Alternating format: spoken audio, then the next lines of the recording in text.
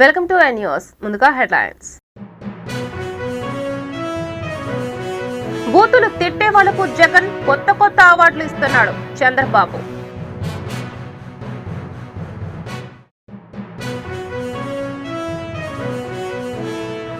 CM Jagan ను కలిసిన Kesineni Nani. AP రాజకీయాల్లో సంచలన పరిణామం. కేసీఆర్ ఇంట్లో 5 ఉద్యోగాలు పోవడంతో వారి ఆటలు సాగడం లేదు. మంత్రి సీతక్క.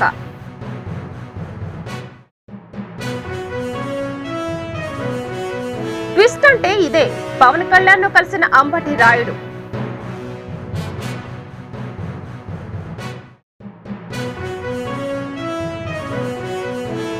చంద్రబాబుకు భారీ ఊరట. ఒకేసారి 3 కేసుల్లో ముందస్తు బెయిల్ మంజూరు.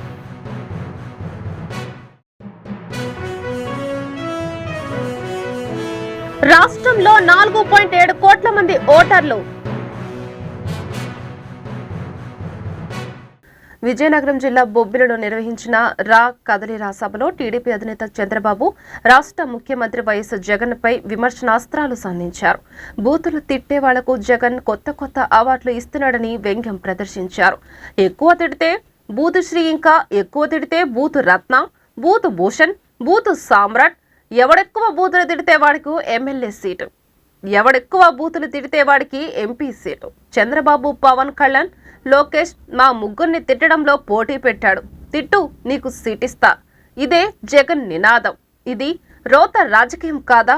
ఇలాంటివి మీరు ఆమోదిస్తారా అంటూ చంద్రబాబు ప్రశ్నించారు. జాబులు వచ్చాయా అని అడుగుతున్న తమ్ముళ్ళని ఏం చెప్పాడు?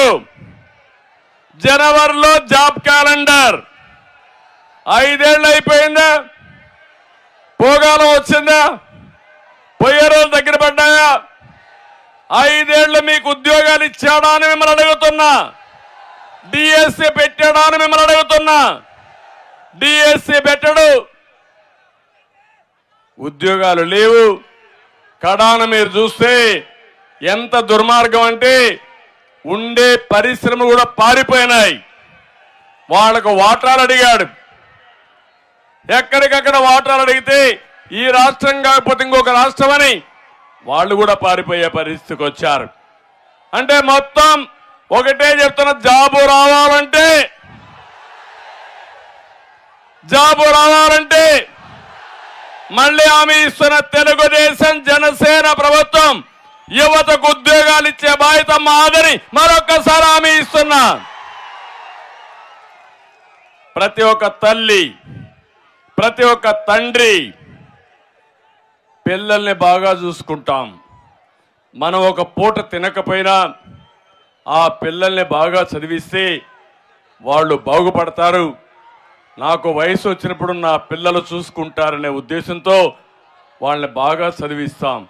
అలాంటి పిల్లలు చదువుకున్న తర్వాత కూడా ఉద్యోగం రాకుండా మీరు చేసే కూలి డబ్బులతో వాళ్ళు గడపాలనుకోవడం ఎంత ఘోరమో మీరు ఒక్కసారి ఆలోచించండి. ఇది మన యువత తప్పు కాదు, మన పాలకుల తప్పు. అందుకే నేను ఒక హామీ ఇచ్చాను. యువ గళం కింద ప్రతి ఒక్క నిరుద్యోగిని, చదువుకునే పిల్లల్ని పూర్తిగా ఆదుకునే బాధ్యత తెలుగుదేశం పార్టీ జనసేనది. 3000 రూపాయలు నిరుద్యోగ భృతి ఇస్తాం తమ్ముళ్ళు. మన ప్రభుత్వం వస్తానే యువతకు 3000 రూపాయలు ఇస్తాం. అమ్మ నాన్న పైన ఆధారపడాల్సిన అవసరం లే. నేనే అండగా ఉంటా మీకు. ఇంకో పక్క ఎన్నికలు సమీపించిన నేపథ్యంలో ఏపీ రాజకీయాల్లో సంచలన పరిణామాలు చోటు చేసుకుంటున్నాయి. టీడీపీకి దూరమైన విజయవాడ ఎంపీ కేశినేని నాని వాళ్ళ సీఎం జగన్ ను కలిశారు. కేశినేని నాని తన కుమార్తె కేశినేని శ్వేతతో కలిసి తాడేపల్లిలోని సీఎం క్యాంపు కార్యాలయానికి వచ్చారు. వారిరువురు సీఎం జగన్ తో సమావేశమై పలు అంశాలపై చర్చ జరిపారు. తండ్రి బాటలోనే విజయవాడ 11వ డివిజన్ కార్పొరేటర్ కేశినేని శ్వేత కూడా టీడీపీకి గుడ్ బై చెప్పడం తెలిసిందే. ఒకవేళ కేశినేని నాని వైసీపీలో చేరితే విజయవాడ రాజకీయాలు అత్యంత ఆసక్తికరంగా మారనున్నాయి. నేను చేశాను, చావులైనా నేను చేశాను, దినాలైనా నేను చేశాను పార్టీ తరఫున. అట్లాగే కొంతమందికి ఆ రోజు నెలవారీ జీతాలు కూడా చెల్లించమని ఆదేశాలు ఇస్తే చంద్రబాబు నాయుడు గారు చెల్లించడం జరిగింది. నా సొంత వ్యాపార సంస్థ కంటే కూడా తెలుగుదేశం పార్టీ ముఖ్యమని చెప్పి నేను ఈ పార్టీ గెలుపు అవసరం అని చెప్పి భావించి నేను ఆ పనులన్నీ చేశాను. అంతకుముందు మీ అందరూ తెలుసు, అంతకుముందు జరిగిన బై ఎలక్షన్లో దాదాపు నాకు తెలిసి 17 మందో 18 మందో కాంగ్రెస్ నుంచి రాజీనామా చేసి వైకాపా తరఫున పోటీ చేసిన అభ్యర్థులు భారీ మెజార్టీలతో గెలిచారు. అది 2012లోనో 14లోనో నాకు గుర్తులేదు, సరిగ్గా 12లో నాకు గుర్తులేదు. అప్పుడు అందరూ అన్నారు నన్ను, ఎందుకు నువ్వు ఈ డబ్బులు వేస్ట్ చేసుకుంటున్నావు, నువ్వు టైం వేస్ట్ చేసుకుంటున్నావు, ఈ పార్టీ గెలిచేది లేదు, ఏమీ లేదు, ఈ చంద్రబాబును కూడా ఎందుకురా నమ్ముతామని చెప్పి మా సొంత సామాజిక వర్గం వాళ్ళే ఆ రోజు నన్ను మందలించారు. సరే, మరి ఒక లక్ష్యంతో నేను దిగాను, ఆయన గెలిపించుకోవడమే నా లక్ష్యం. కాబట్టి ఏమైనా పర్లేదు, నేను ఇట్లాగే ముందుకు సాగుతానని చెప్పి ముందుకు సాగితే కార్పొరేషన్ గెలిచాం, జెడ్పీటీసీలు గెలిచాం, ఎంపీపీలు గెలిచాం, పంచాయతీలు గెలిచాం, తర్వాత జనరల్ ఎలక్షన్లో కూడా గెలిచాం. అప్పుడు శ్రీనివాస్ గారు బీజేపీ అభ్యర్థిగా మా అలయన్స్లో ఉన్నారు. అన్నీ గెలిచాం, జిల్లాలో అంతా నాదే భావిస్తా. అప్పుడు ఖర్చు పెట్టిన ప్రతి రూపాయి నేను ఖర్చు పెట్టింది. తదనంతర పరిణామాలు కూడా తెలుసు. అన్నీ అయిపోయిన తర్వాత నాకు టికెట్ ఇవ్వనని చెప్పి ఆ రోజు ఇంకా ఆన్లైన్లో 5 పెట్టారు ఆ రోజున రేస్లో. సరే, ఏదైతే అదైందని చెప్పి నేను కూడా ముందుకెళ్తే ప్రజా ఆగ్రహం ముందు అక్క మళ్ళీ నాకు సీట్ ఇచ్చారు ఆ రోజు, అంత లొల్లి చేసిన తర్వాత కూడా. అట్లాగే ఆ తర్వాత మరి ఏ రోజు కూడా ఒక ఎంపీగా మరి అక్రమ సంపాదన ఇంకోటి ఆశపడకుండా నిజాయితీగా పార్టీ కోసం, ప్రాంతం కోసం, ప్రజల కోసం కష్టపడ్డా. ఆ ప్రాసెస్లో మీ అందరికీ కూడా తెలుసు, ఆస్తులు అమ్ముకున్నా, వ్యాపారాలు మానుకున్నా. ఇవాళ నేను అమ్ముకున్న ఆస్తులు విలువ హైదరాబాద్లో 2,000 కోట్లు, అక్షరాలు 2,000 కోట్లు. నేను అమ్ముకున్న ఆస్తులు మీకు కావాలంటే నా 14 యాక్షన్ అఫిడవిట్ తీసి వాళ్ళకి చూస్తే నా ఆస్తులు ఇవాళ వాల్యూ 2,000 కోట్లు ఉంటుంది. అట్లా వ్యాపారం కాకుండా కొన్ని విషయాల్లో ఆయన నా పట్ల ప్రదర్శించినటువంటి తీరులో వ్యాపారం కూడా ఆపుకోవాల్సి వచ్చింది. ఆ రోజు కూడా నేనేం బాధపడలా, వాట్ నెక్స్ట్ అనుకుని ముందుకెళ్ళాను. సరే, 19 లక్షలు మళ్ళీ గెలిచాను. ఇక్కడ లోకేష్ గారు మంగళగిరిలో ఓడిపోతే నేను విజయవాడలో ఎంపీగా నేను గెలిచాను. మరి ఆయన పార్టీ ఇన్ఫ్రాస్ట్రక్చర్ అంతా ఇచ్చారు, రిసోర్సెస్ అన్నీ ఇచ్చారు. అట్లాగే పార్టీ యంత్రాంగం మొత్తం ఆయన కోసం కృషి చేసిన ఆయన ఓడిపోయారు. అట్ ది సేమ్ టైం నేను ఎప్పుడు కూడా చంద్రబాబు నాయుడు గారి రూపాయి తీసుకోలేదు, నేను గెలిచాను ఎంపీగా. ఆ తర్వాత చాలా పరిణామాలు మీరు చూశారు.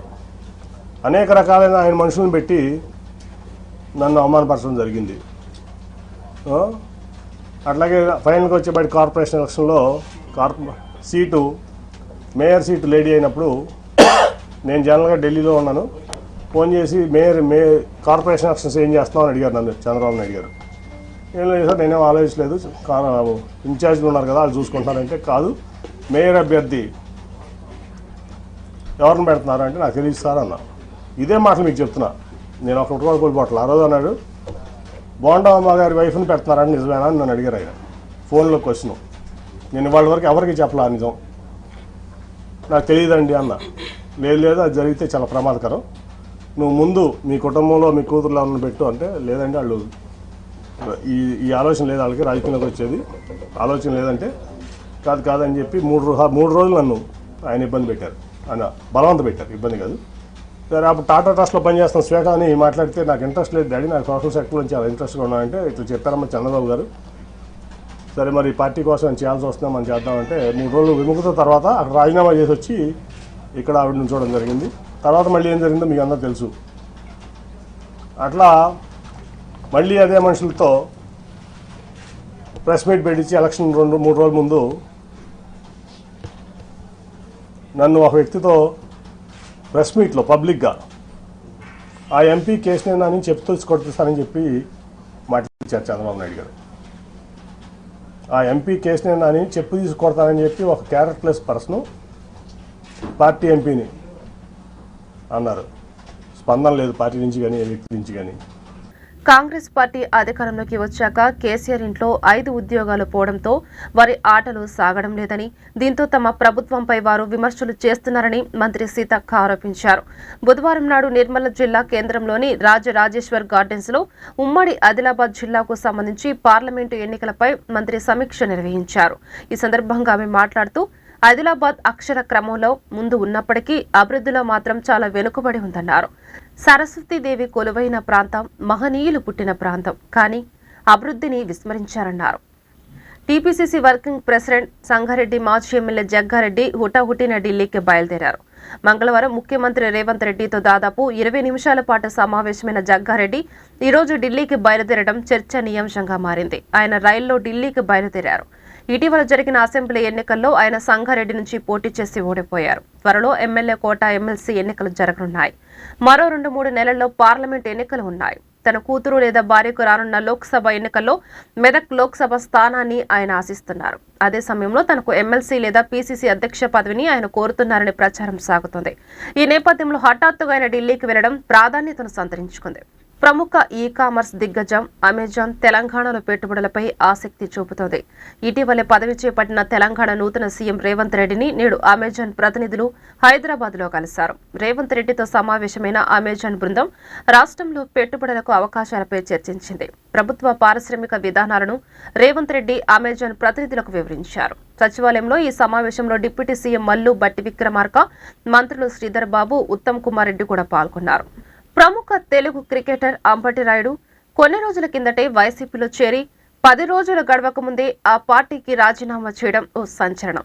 వైసీపీ తీరు నచ్చకే రాయుడు రాజీనామా చేశాడంటూ ఆ పరిణామాన్ని విపక్షాలు చక్కగా ఉపయోగించుకున్నాయి. రాయుడు తన దుబాయ్లో జరిగే ఇంటర్నేషనల్ T20 లీగ్లో పాల్గొంటున్నారని, ఆ లీగ్లో పాల్గొనే వాళ్లు రాజకీయాల్లో ఉండకూడదన్న నిబంధన ఉందని, అందుకే రాజీనామా చేయాల్సి వచ్చిందన్న కోణంలో ఓ ట్వీట్ చేశాడు. ఆ ట్వీట్ ని పట్టుకుని వైసీపీ తన ప్రత్యర్థి పార్టీలపై ఎదురుదాడికి దిగింది. ఇప్పుడేమంటారంటూ టీడీపీ, జనసేన నేతలను ప్రశ్నించింది. చెన్నై నుంచి నాంపల్లి చేరుకున్న చార్మినార్ ఎక్స్ప్రెస్ స్టేషన్లో పట్టాలు తప్పింది. ఇంజిన్ వెళ్లి డెడ్ అండ్ గోల్డ్ ను ఢీకొట్టింది. దీంతో S2, S3, S6 బోగీలు పక్కకు ఒరిగాయి. ఆ సమయంలో రైలు వేగం తక్కువగా ఉండటంతో పెద్ద ప్రమాదం తప్పిందని అధికారులు చెప్పారు. క్షతగాత్రులను వెంటనే ఆసుపత్రికి తరలించిన అధికారులు స్టేషన్లో మరమ్మతు పనులను మొదలుపెట్టారు. పట్టాలు తప్పిన బోగిలను తిరిగి పట్టాలపైకి చేర్చి మిగతా రైళ్ల రాకపోకలు సాఫీగా జరిగేలా ఏర్పాట్లు చేస్తున్నారు. మధ్యాహ్నం 2 గంటలకల్లా ట్రాక్ ను పునరుద్ధరించి రైళ్లను యథావిధిగా నడిపిస్తామని దక్షిణ మధ్య రైల్వే అధికారులు తెలిపారు.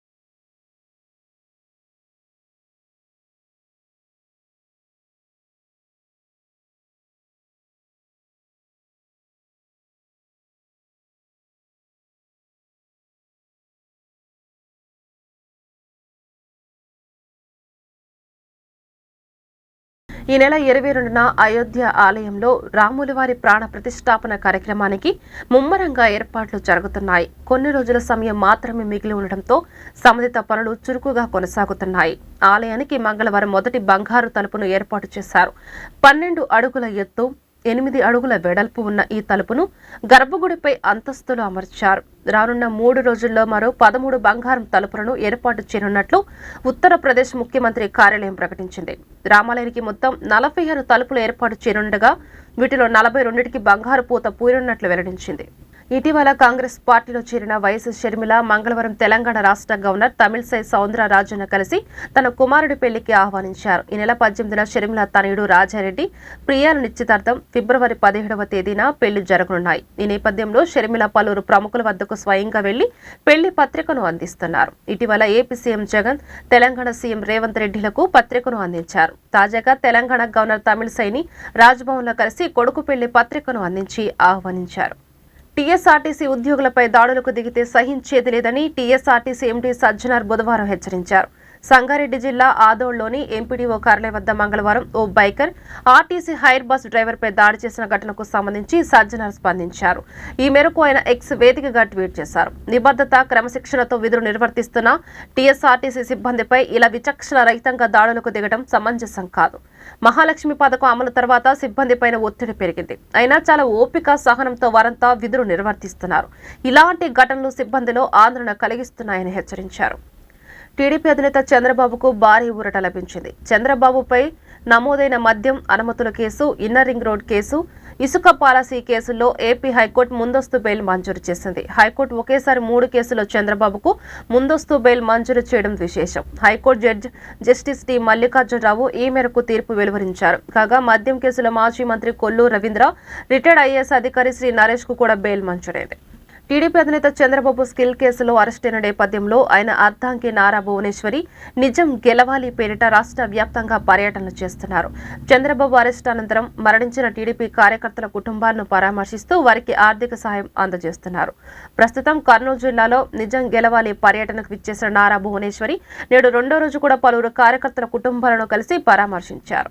అంగన్వాడీలపై ఈస్మా చట్టాన్ని ఉపయోగించడాన్ని వ్యతిరేకిస్తూ జనసేన నిరసన చేపట్టింది. అంగన్వాడీలకు మద్దతుగా లార్జ్ సెంటర్ అంబేద్కర్ విగ్రహం వద్ద ధర్నా చేసి నిరసన తెలిపారు. ఈస్మా జియో కాఫీలను తగలబెట్టి నిరసన తెలిపారు. ఈ కార్యక్రమంలో జనసేన పార్టీ జిల్లా అధ్యక్షుడు, ప్రధాన కార్యదర్శి భువనబోయిన శ్రీనివాస్ యాదవ్ పాల్గొని అంగన్వాడీలపై ఈస్మా చట్టాన్ని ఉపయోగించడాన్ని నిరసిస్తూ ప్రభుత్వం జియోని వెనక్కి తీసుకోవాలని డిమాండ్ చేశారు.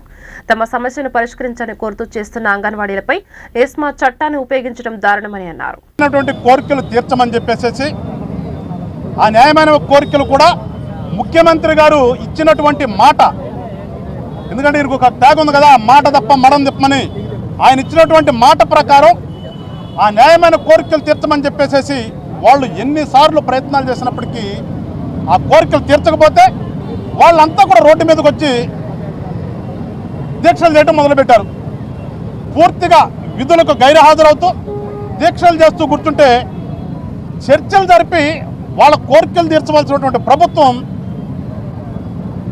ఏ ఎమ్మెల్యే నెట్టుమారుతామా, ఏ ఎంపీకి ఎక్కడ సీట్ ఇవ్వాలన్నా, నా దగ్గర ఉండేవాళ్ళు ఎవరు, పోయేవాళ్ళు ఎవరు, ఈ రకమైనటువంటి ఆలోచనలో ఉన్నటువంటి ముఖ్యమంత్రి గారు అసలు ఈ రాష్ట్రంలో పరిపాలన అనేది పూర్తిగా వదిలేసేసి ఆయన ప్యాలెస్లో కూర్చుని ఆ ఎమ్మెల్యేల ట్రాన్స్ఫర్లు, ఎంపీల సీట్లలోనే నిమగ్నమైపోయాడు. ఇవి రోజు రోజుకి కూడా వాళ్ళ కోరికలు తీర్చమని చెప్పేసి రాష్ట్ర వ్యాప్తంగా ఉన్నటువంటి అంగన్వాడీలందరూ కూడా రోడ్డు మీద కూర్చుంటే కొంతకాలం ప్రయత్నం చేశాడు ఏదో అంగన్వాడీ తాళాలు పగలగొట్టి. ఎందుకంటే ఇలాంటి ప్రభుత్వాన్ని ఎక్కడ చూడడం, గవర్నమెంట్ తన బిల్డింగ్కి తన తాళాలు పగలగొట్టడం అనేది ఆ పని కూడా చేశాడు. వాలంటీర్లను తీసుకెళ్లే ప్రయత్నం చేశాడు, సచివాలయ సిబ్బందిని తీసుకెళ్లాడు, వీఆర్ఓలను తీసుకెళ్లాడు. ఏమి తీసుకెళ్ళినా కానీ అంగన్వాడీ స్కూల్లో ఆ అంగన్వాడీ వెళ్తేనే పని జరిగింది తప్పితే ముఖ్యమంత్రి గారు కూర్చొని పని జరగదు కదా. ఇవన్నీ కూడా గ్రహించిన తర్వాత ఫైనల్గా ఏం చేయాలో తెలియక ప్రజల ఆరోగ్య సంరక్షణకే రాష్ట్ర ప్రభుత్వం జగనన్న ఆరోగ్య సురక్ష కార్యక్రమాన్ని ప్రవేశపెట్టిందని తూర్పు నియోజకవర్గ ఎమ్మెల్యే మహమ్మద్ ముస్తఫా తెలిపారు. 1వ డివిజన్ తారకరామ నగర్లో మరియు 51వ డివిజన్ లూర్ద్ హైస్కూల్ పక్కన ఏర్పాటు చేసిన 2వ విడత జగనన్న ఆరోగ్య సురక్ష కార్యక్రమంలో ముఖ్య అతిథిగా హాజరైన ఆయన ఈ సందర్భంగా కార్యక్రమంలో ఏర్పాటు చేసిన హెల్ప్ డెస్క్, కేసు షీట్లు, ల్యాబ్ టెస్టులు, మెడికల్ ఆఫీసర్ల కౌంటర్లు, మందులు ఇచ్చే కౌంటర్లు పరిశీలించారు. రోగులను అవసరం మేరకు ఉన్నత ఆసుపత్రులకు రిఫర్ చేయాలని వైద్యులకు సూచించారు. వివాహిత ఆత్మహత్య. పుంగులూరు హిదాయత్ నగర్లో హేమలతకు 37 సంవత్సరాలు. ఇంట్లో ఫ్యాన్ కూరవేసుకుని ఆత్మహత్య చేసుకుంది. భర్త హత్య చేసి ఆత్మహత్యగా చిత్రీకరించారని మృతురాలి తల్లిదండ్రులు ఆవేదన వ్యక్తం చేస్తున్నారు. మృతదేహాన్ని పోస్టుమార్టం నిమిత్తం ప్రభుత్వ ఆసుపత్రికి తరలించిన పోలీసులు. భర్త పురుషోత్తంను అదుపులోకి తీసుకున్న సీఏ రాఘురెడ్డి కేసు నమోదు చేసి దర్యాప్తు చేస్తున్నారు. బాబు షూరిటీ భవిష్యత్తు గ్యారంటీ కార్యక్రమంలో భాగంగా గుంటూరు తూర్పు నియోజకవర్గం 8వ డివిజన్లో క్రిస్టియన్ పేట ప్రాంతంలో ఇంటింటికి తిరుగుతూ తెలుగుదేశం పార్టీ అధికారంలోకి వచ్చిన వెంటనే ఇచ్చే సంక్షేమ పథకాలను స్థానిక టీడీపీ జనసేన నాయకులతో కలిసి వివరించిన గుంటూరు తూర్పు నియోజకవర్గ ఇన్ఛార్జ్ మహమ్మద్ నజీర్.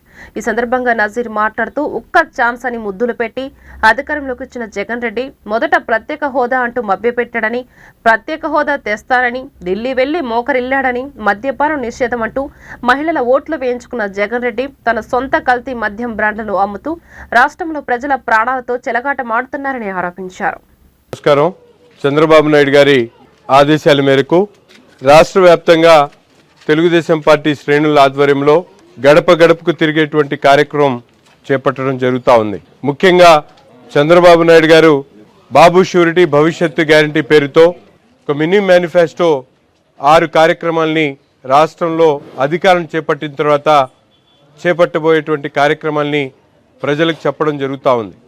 ముఖ్యంగా మహిళలకు సంబంధించినటువంటి మహిళా శక్తి కానివ్వండి, యువకుల కోసం యువగళం కానివ్వండి, బీసీల సంరక్షణ కోసం బీసీ చట్టం కానివ్వండి, అలాగే పేదవారిని ఉన్నత వర్గాలకు సమానంగా ఎదిగేటువంటి అవకాశాలను కల్పించేటువంటి కార్యక్రమాలను తీసుకొని రాబోయేటువంటి రోజుల్లో తెలుగుదేశం పార్టీ చేపట్టబోయేటువంటి సంక్షేమ కార్యక్రమాల గురించి చెప్పడం జరుగుతూ ఉంది.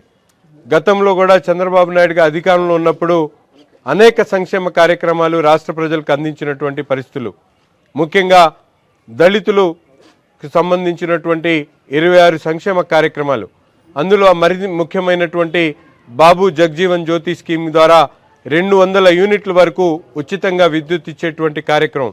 ఈరోజు జగన్మోహన్ రెడ్డి గారు దళితుల మేనమామనంటూ అధికారం పీఠం ఎక్కి ఈరోజు దళితుల్నే పూర్తిగా ద్రోహం చేస్తున్నటువంటి పరిస్థితులు ఉన్నాయి.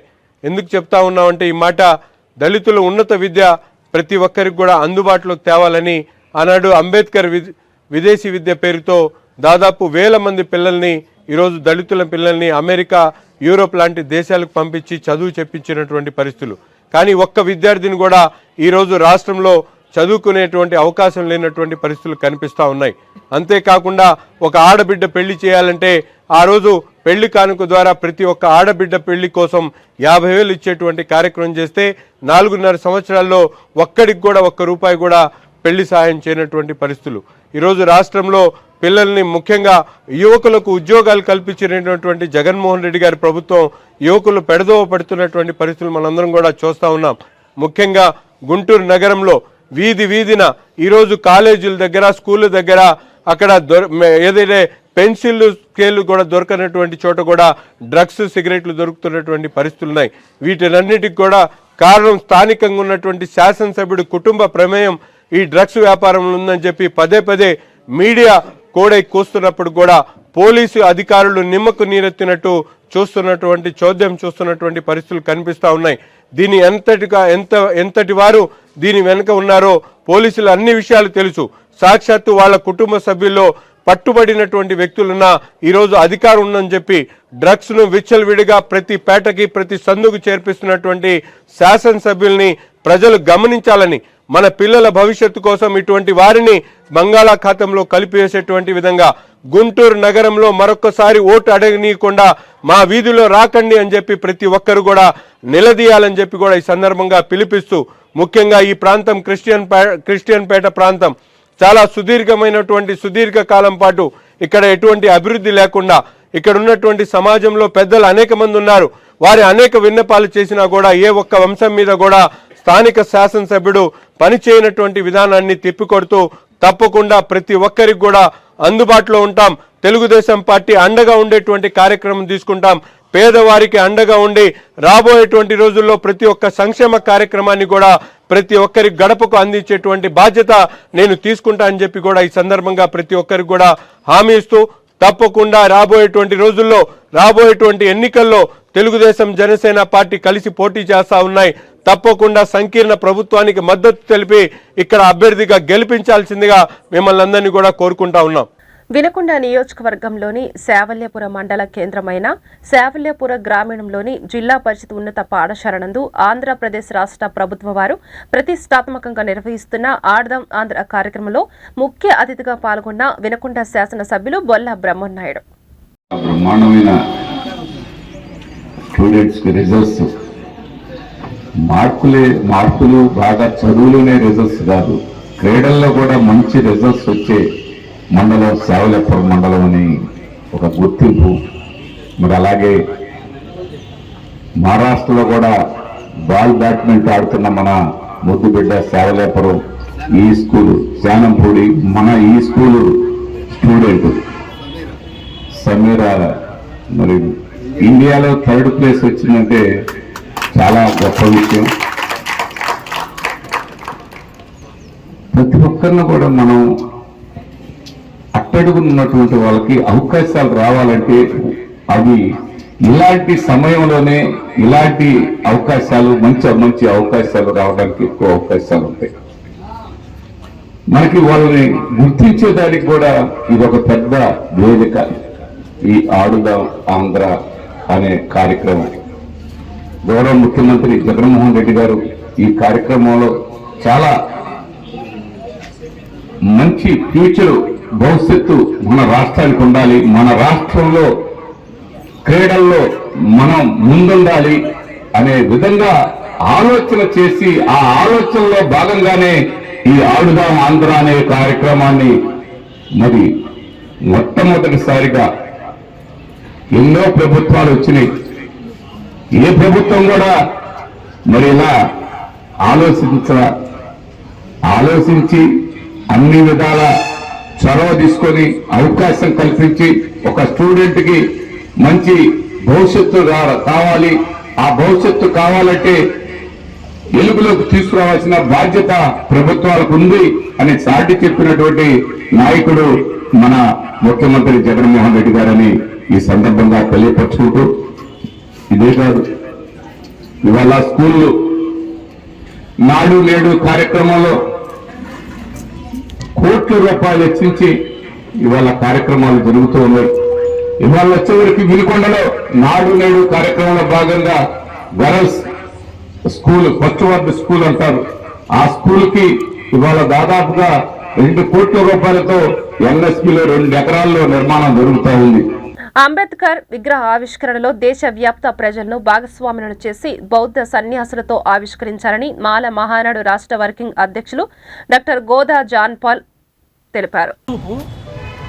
పల్నాడు జిల్లా వినుకొండ నియోజకవర్గం మాల మహానాడు నియోజకవర్గ కార్యాలయంలో జిల్లా ఉపాధ్యక్షులు కోండ్రు విజయ్, అలాగే నియోజకవర్గ అధ్యక్షులు కీర్తిపాటి వెంకటేశ్వర్ల అధ్యక్షతన ఈనాటి సమావేశానికి ముఖ్య ఉద్దేశం ఆంధ్రప్రదేశ్ రాష్ట్రంలో విజయవాడ నడిబొడ్డులో ఈ నెల 19వ తేదీన ఈ దేశ రాజ్యాంగ నిర్మాత డాక్టర్ బాబాసాహెబ్ అంబేద్కర్ గారి విగ్రహ ఆవిష్కరణ మహోత్సవ కార్యక్రమాన్ని ఏర్పాటు చేయాలని రాష్ట్ర ప్రభుత్వం ఇచ్చినటువంటి పిలుపులో భాగంగా రాష్ట్ర వ్యాప్తంగా ఉండబడేటటువంటి ప్రజాస్వామ్యవాదులుగా, అంబేద్కర్ వాదులుగా మాల మహానాడు రాష్ట్ర కమిటీ నుండి రాష్ట్ర ప్రభుత్వానికి ఒకటి అడుగుతూ ఉన్నాం, అర్జిస్తూ ఉన్నాం. ఏదైతే ఈ రాష్ట్రంలో 125 అడుగుల అంబేద్కర్ విగ్రహాన్ని ఏర్పాటు చేస్తున్నటువంటి నేపథ్యంలో రాష్ట్రంలో ఉండబడేటటువంటి అన్ని రకాల ప్రజలతో మాత్రమే కాకుండా రాష్ట్ర ప్రభుత్వంలోని ముఖ్యమంత్రి, ప్రజాప్రతినిధులతో మాత్రమే కాకుండా అంబేద్కర్ గారి విగ్రహం అంటే అది 125 అడుగుల విగ్రహం అంటే ఏదైతే కులాలకి, మతాలకి, ప్రాంతాలకు అతీతంగా ఈరోజు ఒక హిందూ మతంతో ప్రారంభించకుండా సర్వమత ప్రార్థనలతోటి, అలాగే బౌద్ధ సన్యాసులతోటి అంబేద్కర్ గారు ఎంచుకున్నటువంటి బుద్ధిజానికి సంబంధించినటువంటి బౌద్ధ సన్యాసులు ఎవరైతే ఉన్నారో బౌద్ధుల్ని ఏర్పాటు చేసి బౌద్ధుల ఆధ్వర్యంలో అంబేద్కర్ గారి విగ్రహాన్ని ఏర్పాటు చేయాలని, అలాగే ఆంధ్రప్రదేశ్ రాష్ట్రానికి తమిళనాడు, కర్ణాటక, ఒడిస్సా, మహారాష్ట్ర ఈ చుట్టుపక్కల ఉండబడేటటువంటి రాష్ట్రాలకి కేంద్ర రైల్వే శాఖతో మాట్లాడి రైల్వే ట్రాన్స్పోర్ట్ని ఏర్పాటు చేసి రైల్వే ట్రాన్స్పోర్ట్ ద్వారా వేలాది లక్షలాది మంది ప్రజల్ని ఆ ప్రాంతానికి తరలించి ఆ ప్రాంతాన్ని పర్యాటక ప్రాంతంగా తీర్చిదిద్దేలాగా రాష్ట్ర ప్రభుత్వం చేకూర్చాలని, ఘనంగా ఆ యొక్క అంబేద్కర్ విగ్రహాన్ని ఏర్పాటు చేయాలని మాల మహానాడు రాష్ట్ర కమిటీ నుండి ప్రభుత్వాన్ని కోరుతూ రాష్ట్ర ముఖ్యమంత్రి ఈ మధ్యకాలంలో ఒక జీవోని విడుదల చేశారు.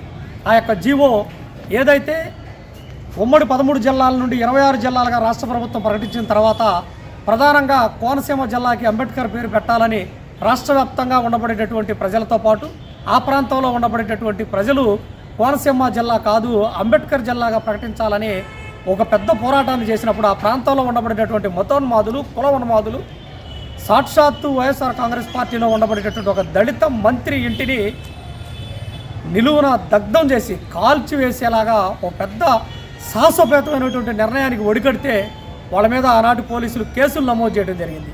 కానీ ఈనాటి రాష్ట్ర ముఖ్యమంత్రి మీ పార్టీలో ఉండబడేటటువంటి దళిత మంత్రిని ఇంటి తగలబెడితే అంబేద్కర్ పేర్లు పెట్టడానికి కూడా ఓర్వలేక అంబేద్కర్ పేరు పెట్టడానికి వీల్లేదని అక్కడ ఉండబడినటువంటి ఒక కుల సామాజిక వర్గం ఇంటిని తగలబెట్టే వాళ్ళ మీద ఉన్నటువంటి కేసులను మొత్తాన్ని రద్దు చేస్తున్నానని జీవో ప్రకటించావు ముఖ్యమంత్రి, చెప్తా ఉన్నాం మేము. ఆనాడు రైళ్లను తగలబెట్టినటువంటి ఎవరైతే అక్కడ ఉండబడినటువంటి కాపుల మీద నువ్వు కేసులు తీసేసావో, ఈరోజు అదే కాపులు అంబేద్కర్ పేరును పెట్టడానికి వద్దని అక్కడ మినిస్టర్ ఇంటిని తగలబెడితే కూడా నువ్వు ఆ కేసులు రద్దు చేసావు. నువ్వు పక్క కులాలను ప్రోత్సహిస్తూ, మరో పక్క కులాలకి మతాలకి ప్రాంతాలకు అతీతంగా ఈ దేశంలో ఒక అత్యున్నతమైనటువంటి రాజ్యాంగాన్ని, భిన్నత్వంలో ఏకత్వం కలిగినటువంటి రాజ్యాంగాన్ని, అతిపెద్ద రాజ్యాంగాన్ని ఈ దేశానికి అందించి ఈరోజు ఒకరికి మధ్య స్వేచ్ఛ స్వతంత్రాన్ని అందించినటువంటి డాక్టర్ బాబాసాహెబ్ అంబేద్కర్ మళ్ళీ మరో పక్క విగ్రహాన్ని ఏర్పాటు చేస్తూ ఉన్నాం. కానీ నీలో ఉన్నటువంటి కుటిలత్వాన్ని పక్కన పెట్టి ఖచ్చితంగా ఈ అంబేద్కర్ విగ్రహాన్ని ఒక కులానికి, మతానికి, ప్రాంతానికి అతీతం కానియకుండా రాష్ట్ర వ్యాప్తంగా, దేశవ్యాప్తంగా ఉండబడేటటువంటి ప్రజల్ని, బౌద్ధుల్ని సర్వమత ప్రార్థనలు జరిగేలాగా చేయాలని మాలమానాడు రాష్ట్ర కమిటీ నుండి కోరుకుంటూ, ఎత్తివేసినటువంటి మీరు ఏ జీవో అయితే కేసులు ఉన్నారో ఆ కేసుల్ని తీసివేయకుండా మళ్ళా యథాతథంగా కోర్టు ద్వారా కేసులు నడిపించాలని మాలమానాడు నుండి డిమాండ్ చేస్తూ ఉన్నాం. వార్తలు ముగించే ముందు హెడ్లైన్స్ మరొకసారి. బూతులు తిట్టే వాళ్లకు జగన్ కొత్త అవార్డులు ఇస్తున్నాడు చంద్రబాబు.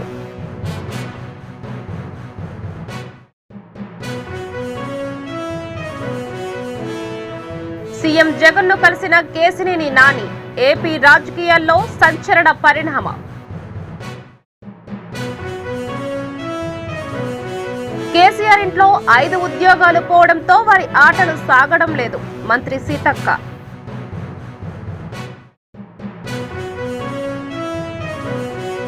ట్విస్ట్ అంటే ఇదే, పవన్ కళ్యాణ్ ను కలిసిన అంబటి రాయుడు.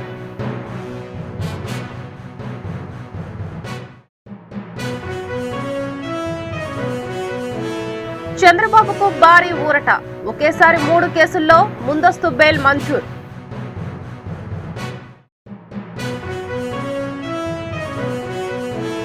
రాష్ట్రంలో 4.7 కోట్ల మంది ఓటర్లు. ఈ వార్త నిందిత సమాప్తం. నమస్కారం.